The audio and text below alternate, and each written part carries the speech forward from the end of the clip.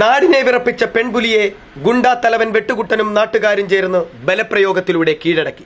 ബലപ്രയോഗത്തിനിടെ അവശയായ പുലി ശ്വാസം മുട്ടി ചത്തു. ആക്രമിക്കാൻ വന്ന പുലിയുടെ മുകളിലേക്ക് കുപ്രസിദ്ധ ഗുണ്ടാ തലവൻ തലവൂർ വെട്ടുകുട്ടൻ ചാടി വീഴുകയായിരുന്നു. പുൽക്കാട്ടിൽ ഒളിച്ചിരുന്ന പുലി നാട്ടുകാർക്കിടയിലേക്ക് എടുത്തുചാടി. ആങ്ങമൂഴിയിലെ ജനവാസ കേന്ദ്രത്തിലാണ് പുലി നാട്ടുകാരുടെ ഉറക്കം കെടുത്തിയത്. മുൻപ് തെമ്മലയിൽ നാടിറങ്ങി പൊതുജനങ്ങളെ ഭീതിയിലാഴ്ത്തിയ പുലിയെ അതിസാഹസികമായി കീഴടക്കിയ ആളാണ് വെട്ടുകുട്ടൻ.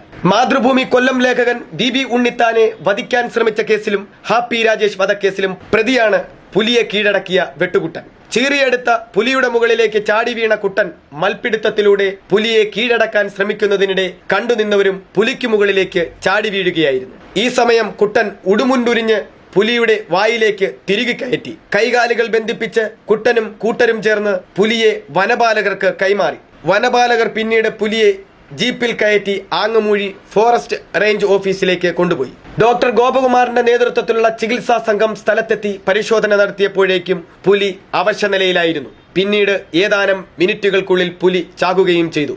പുലിയെ കാണുന്നതിന് പ്രദേശത്തിനകത്തുനിന്നും പുറത്തുനിന്നുമായി നൂറുകണക്കിന് ആളുകളാണ് ഇവിടെ തടിച്ചുകൂടിയത്. നാടിനെ വിറപ്പിച്ച പുലിയെ മൽപ്പിടുത്തത്തിലൂടെ പിടികൂടിയ വെട്ടുകുട്ടൻ പരിക്കുകളോടെ ഇപ്പോൾ സ്വകാര്യ ആശുപത്രിയിലാണ്. പ്രദീപ് ഗുരുകുലം, ന്യൂസ് ബ്യൂറോ, പത്തനാപുരം.